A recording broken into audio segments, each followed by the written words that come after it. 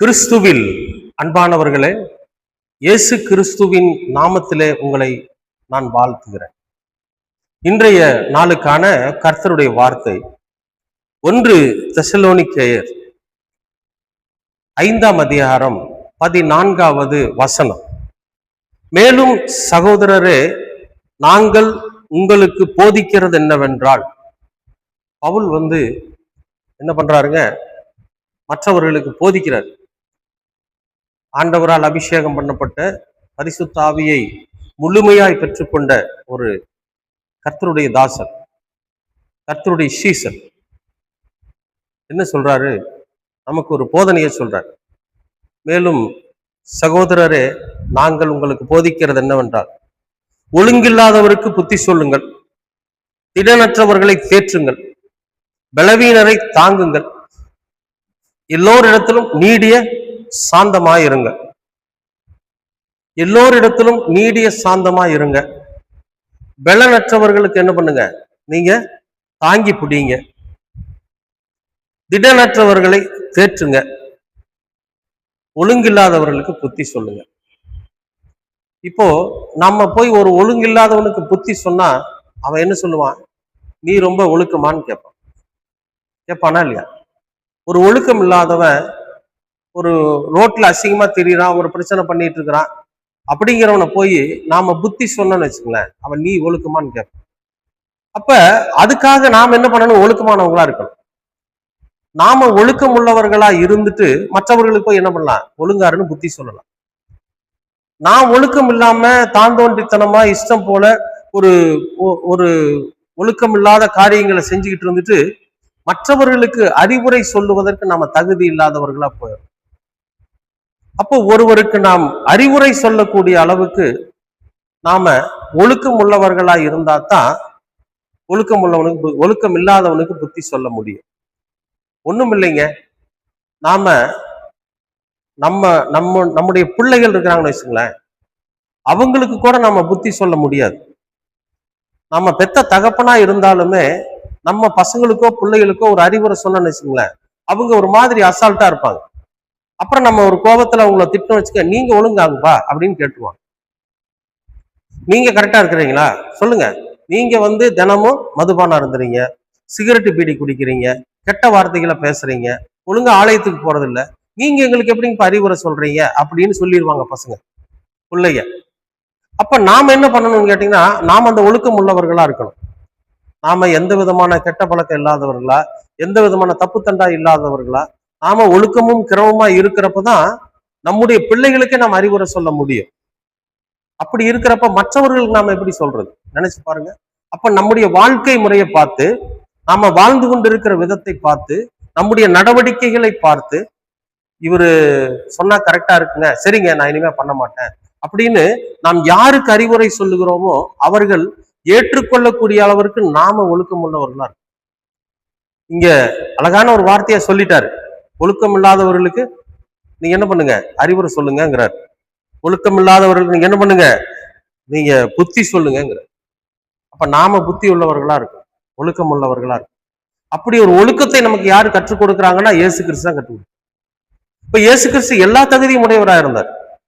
அவர் மற்றவர்களை பார்த்து நீங்க இந்த தப்பை பண்ணாதீங்க அப்படின்னு சொன்னாருன்னா, அவர் அந்த தப்பு பண்ணல, அதனால சொல்றாரு பண்ணாதீங்க, நீங்க பாவத்துல விழுகாதீங்கன்னு சொல்றாரு. ஏன்னா அவர் பாவத்துல விழுகல, அவர் பாவ செயல் செய்யல. அப்ப ஒருவருக்கு நாம் அறிவுரை சொல்லுகிற போது, புத்தி சொல்லுகிற போது நாம் அதற்கு தகுதியானவர்களாய் நாம இருக்கணும். அதுக்கு முதல் நம்ம தகுதிப்படுத்திக்கணுங்கிறதுக்காக தான் இந்த வார்த்தையை சொல்றாரு. அப்ப நாம ஒழுங்கில்லாதவர்களுக்கு புத்தி சொல்லணும் அப்படின்னா, நாம முதல்ல ஒழுக்கம் உள்ளவர்களா இருந்து ஒழுக்கமான நடவடிக்கைகள்ல இருந்து அவர்களுக்கு நாம என்னன்னு புத்தி சொல்றதுக்கு நாம முயற்சி பண்ணணும். சரிங்களா? அதுக்கு அடுத்தது சொல்றாரு பாருங்க, திடனற்றவர்களை தேற்றுங்கள். திடனற்றவர்களை தேற்றுங்கள் அப்படின்னா, ஒரு சாதாரணமான விஷயத்துக்கே சோர்ந்து போயிடுவாங்க, அவங்களுக்கு போய் ஒரு ஆறுதல் சொல்லணும். அப்படின்னா, ஏப்பா விடுப்பா, பார்த்துக்கலாம் விடு, எதுவா இருந்தாலும் சமாளிக்கலாம், பண்ண முடியும், ஆண்டவர் இருக்கிறாரு. என் வாழ்க்கையில இப்படி ஒரு பெரிய பிரச்சனை வந்துச்சு, எனக்கு ஒரு கடன் பிரச்சனை வந்துச்சு, நான் சோர்ந்து போயிட்டேனா? இல்லையே, ஆண்டவரோட சமூகத்துல போய் உட்கார்ந்து அழுது ஜெபம் பண்ண, ஆண்டவர் எனக்கு ஒரு வழியை காண்பிச்சாரு, அந்த வழியில நான் பயணிக்க ஆரம்பிச்சேன். அதுல உழைக்க ஆரம்பிச்சேன். என்னுடைய உடல் உழைப்பு முழுசையும் நான் அந்த இதுல போட்டேன். அப்புறம் பாரு, என்னுடைய கடன் எங்க போச்சுன்னே தெரியல. என்னுடைய கையின் சம்பாத்தியத்தை வச்ச என்னோட கடனை கட்டி முடிச்சிட்டேன். அதுக்கெல்லாம் காரணம் என்ன சொல்லுங்க பார்க்கலாம். என்னுடைய ஆண்டவர் எனக்கு காண்பிச்ச வழிதான். கர்த்தரோட சமூகத்துல போய் உட்கார்ந்தேன். எனக்குள்ள இருக்கிற என்னென்ன கெட்ட வழக்கமோ எல்லாத்தையும் தூக்கி எறிஞ்சேன். எது நன்மையானதுங்கிறத ஆண்டவர் கத்து கொடுத்தாரு. அந்த வழியில போனேன். உண்மையா உழைச்ச, சம்பாரிச்ச. இந்த கடன் எல்லாம் எங்க போச்சுன்னே தெரியல. நீயும் அதே மாதிரி இருயா. நீ சோர்ந்து போகாத. இன்றைக்கு உன்னோட நிலைமையை பார்த்து எனக்கு வருத்தமா தான் இருக்கு. ஆனாலும் நீ என்ன பண்ணு, நீ கவலைப்படாத, நீ சோர்ந்து போகாத. உனக்கு இன்னொரு வாழ்க்கை இருக்கு. இதெல்லாம் சாதாரண விஷயம். நீ ஜெயிச்சிடலாம். மனுஷனுக்கு நேரிடுகிற சோதனையே இல்லாமல் வேறொன்றும் இல்லை. இதை நீ ஜெயிக்கிறதுக்கு உண்டான வழியை கர்த்தர் உனக்கு காண்பிச்சு கொடுப்பாருன்னு சொல்லி அவனை தேற்றுவதற்கு நாம ஆயத்தமா இருக்கும். அப்ப நம்முடைய வாழ்க்கையில நாம அடிக்கடி சோர்ந்து போறவங்களாவும், அடிக்கடி மனசு விடுறவங்களாவும், அடிக்கடி நாம ஐயோ என்னடா பண்றது அப்படின்னு சொல்லி போட்டு நம்ம இதடைஞ்சிடறதாவும் இல்லாம, நாம திடன் உள்ளவர்களா இருக்கிறப்போ அவர்களுக்கும் நாம திடன் கொடுக்க தேற்ற முடியும் அவர்களை. அப்ப அவர்களுக்கு நம்ம ஆறுதலை சொல்றப்ப, தேற்றுதல் சொல்றப்ப அவங்க என்ன பண்ணுவாங்க, ஆமா இவரு கூட இந்த மாதிரிதான் இருந்தாரு. அப்புறம் ஏதோ ஒரு சூழ்நிலை, எந்த விதத்திலயும் அவர் சோர்ந்து போகல, ஒரு திட நம்பிக்கையோட இருந்தாரு, ஜெயிச்சாரு அப்படிங்கிற மாதிரியான நம்பிக்கை அவர்களுக்குள்ள வருகிற போது நிச்சயமாகவே அவர்கள் திடனற்று இருந்தாலும் எப்படி இருப்பாங்க, தன்னை தேற்றி கொண்டு அடுத்த ஸ்டெப்புக்கு முயற்சி பண்ணுவாங்க. அப்ப இன்னைக்கு அநேகர் அப்படி இருக்கிறாங்க. அதனால நீங்க திடனற்று போய் இருக்கிறவங்களை பார்த்து அவங்களுக்கு என்ன பண்ணுங்க, ஆறுதல் சொல்லுங்க, அவர்களுக்கான தேற்றுதலை நீங்க சொல்லுங்கன்னு சொல்றாரு. அடுத்தது பாருங்க, பலவீனரை தாங்குங்க. பலவீனம் உள்ளவன், அதாவது ஒரு விஷயத்தை நல்லா புரிஞ்சுங்க. எங்கிட்ட எல்லா விதமான திறமையும் இருக்கு. ஒரு தொழில் தொடங்கணும், அதுக்கான முகாந்தாரம் எனக்கு இல்லை. எந்த வழியில போனா நான் அந்த தொழில் தொடங்க முடியும்னு எனக்கு தெரியல. அதனால நான் ஒவ்வொரு நாளும் பலவீனப்பட்டு போயிட்டே இருக்கிறேன். முடியலையே. ஒரு இன்சில் வேணும், அதற்கான வழியை நமக்கு திறந்து விடணும். அப்பதான் நம்ம அதுல போக முடியும். என்னால ஓட முடியும், எவ்வளவு தூரம் வேணாலும் ஓடுவேன். என்னால நடக்க முடியும், எவ்வளவு தூரம் வேணாலும் நடப்பேன். ஆனா எனக்கான திறந்த வாசல் எங்க இருக்கு நான் பயணிப்பதற்கு அப்படின்னு ஒவ்வொரு நாளும் தேடி தேடி தேடி தேடி பலவீனமா போயிட்டு இருக்காங்களா. அந்த பலமற்று போனவர்களுக்கு நம்ம கொஞ்சம் தாங்கி பிடிக்கணும். இந்த வழியா இப்படி போ, நான் உனக்கு இருக்கிறேன், நீ கவலைப்படாத. நீ போகிற வழியை நான் உனக்கு காண்பிக்கிறேன், நீ கவலைப்படாத. அப்பப்ப நீ சோர்ந்து போயிட்டு இருக்கிற, உனக்கு நான் ஒரு ஆறுதல் சொல்றவனா இருக்கிறேன், உனக்கு நல்ல ஆலோசனை கொடுக்கிறவனா இருக்கிறேன், நீ கவலைப்படாத அப்படின்னு சொல்லி அந்த பலவீனமா இருக்கிற பாத்தீங்களா, அவனை கொஞ்சம் தாங்கி பிடிக்கும். ஒரு தொழில் தொடங்குறதுக்கு ஒரு வழியை ஆயத்தப்படுத்தி கொடுக்கிறது, அவர்கள் வாழ்க்கை பயணத்திற்கு ஒரு வழியை ஆயத்தப்படுத்தி கொடுக்கிறது, அதுதான் அவங்களை தாங்குறது. அந்த மாதிரியான இந்த பலவீனரை கொஞ்சம் தாங்கி பிடிங்க, தாங்குகிற அந்த மனிதர்களா நாம இருக்கணும் அப்படிங்கிறார். அடுத்தது, எல்லோரிடத்திலும் நீடிய சாந்தமா இருங்க.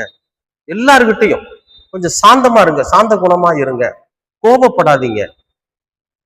எதுக்கு எடுத்தாலும் சிடுன்னு கோபப்பட்டு, எதுக்கு எடுத்தாலும் முன்கோபப்பட்டு, எந்த சூழ்நிலையா இருந்தாலும் சரி நம்ம மற்றவங்க சொல்றதை கேட்காம உடனே எடுத்தெறிஞ்சு பேசிடுறது, இதெல்லாம் நம்முடைய வாழ்க்கைக்கு ரொம்ப கேடு விளைவிக்கக்கூடியது.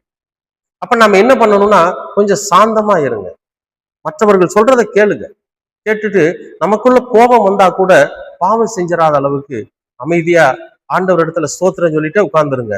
நிச்சயமாகவே ஜெயிக்கிற பிள்ளைகளா நாம இருக்க முடியும். அன்பானவர்களே, இந்த ஒரு வசனம் நமக்கு எவ்வளவு ஒரு அற்புதமான ஒரு சத்தியத்தை சொல்லுது பாருங்க. மற்றவர்களுக்கு புத்தி சொல்லணும்னா நாம் நம்மை தகுதிப்படுத்தணும். முதல்ல மற்றவர்களை தேற்றுவதானால் நாம திடன் உள்ளவர்களா இருக்கணும். மற்றவர்களை தாங்கும் போது நாம பலம் உள்ளவர்களா இருக்கணும், இல்லையா? இப்போ மற்றவர்களை கோபப்படுத்தாம இருக்கணும்னா நாம சாந்த குணம் உள்ளவர்களா இருக்கணும். மற்றவர்களை நம்ம வசப்படுத்தணும். மற்றவர்கள் நம்மளை பார்த்து ஆகா இவங்களை நாம கோவிச்சுக்கிட்டது ரொம்ப தப்பு அப்படின்னு அவங்களுக்குள்ள ஒரு மனம் திரும்புதல் வரணும்னா நாம சாந்த குணம் உள்ளவர்களா இருக்கும். அன்பானவர்களே, ஆண்டவர் சொல்றார் இந்த வசனத்தின் மூலம், நீங்க பலனுள்ளவர்களா இருங்க, நீங்க திடன் உள்ளவர்களா இருங்க, நீங்க ரொம்ப பொறுமையுள்ளவர்களா இருங்க, நீங்க புத்தி சொல்லுகிறவர்களா இருங்க. இந்த தகுதியெல்லாம் நமக்கு எப்ப வருதுன்னு கேட்டீங்கன்னா, நம்ம ஆண்டவராகிய இயேசு கிறிஸ்து நமக்கு கற்றுக் கொடுத்திருக்கிற இந்த சத்தியம் தான் நம்மளை வழி நடக்கும். பரிசுத்த ஆவியானவர் தான் அப்படிப்பட்ட தகுதிக்கு நம்மளை ஆளாக்குவார். ஆவியானவருக்கு இடம் கொடுங்க, ஆவியானவருக்கு இடம் கொடுங்க, பரிசுத்த ஆவியானவருக்கு உங்களுடைய இருதயத்துல இடம் கொடுங்க. இந்த தன்மையெல்லாம் தானா உங்களுக்குள்ள வந்து. அன்பானவர்களே, இந்த மாலை நேர மன்னாவில கர்த்தர் உங்களுக்கு கொடுக்கிற வார்த்தை, நீங்கள் கடவுளின் பிள்ளைகள், நீங்கள் கிறிஸ்துவின் பிள்ளைகள், நீங்கள் பரிசுத்த ஆவியானவரால் வழிநடத்தப்படக்கூடிய பிதாவின் மந்தையில் இருக்கிற ஆடுகள். நிச்சயமாகவே அப்படி ஒரு வாய்ப்பை கர்த்தர் உங்களுக்கு தந்திருக்கிறார். அது இழந்து விடாதபடிக்கு நாம ரொம்ப கவனமா இருக்கணும். இருப்பீங்களா? அன்பின் பரலோக பிதாவே, நல்லதொரு இந்த நேரத்திற்காக நன்றி. இந்த வார்த்தையின் மூலம் நீர் எங்களோடு பேசி இருக்கிறீர் என்று நாங்கள் விசுவாசிக்கிறோம். உம்முடைய கிருபையும் அன்பும் என்றென்றைக்கும் எங்களோடு கூட இருக்கட்டும். உம்முடைய வழி நடத்துதல், உம்முடைய பலன், உம்முடைய தேற்றுதல், உம்முடைய புத்தி, உம்முடைய சாந்தம், இவையெல்லாம் எங்களுக்குள்ளாக கிரியை செய்யட்டும். நீர் இந்த பூமியில வாழ்ந்த போது, மனிதனாய் உம்முடைய குமாரன் வாழ்ந்த போது எவ்வளவு சாந்தமாய் இருந்தார் என்பதை உணர்ந்து, அதை அறிந்து, எங்களுடைய கண்களுக்கு முன்பாக அவருடைய அந்த சாந்தத்தையும் பொறுமையையும் இச்சை அடக்கத்தையும் பார்த்து நாங்களும் அதன்படி வாழ்ந்து உம்முடைய மந்தையில உரிமையுள்ள ஆடுகளாக நாங்கள் இருக்க நீங்க கிருபை பாராட்டு. எல்லாவற்றையும் இயேசு கிறிஸ்துவின் வழியாய் கேட்கிறோம் நல்ல பிதாவே. ஆமேன், ஆமேன், ஆமேன்.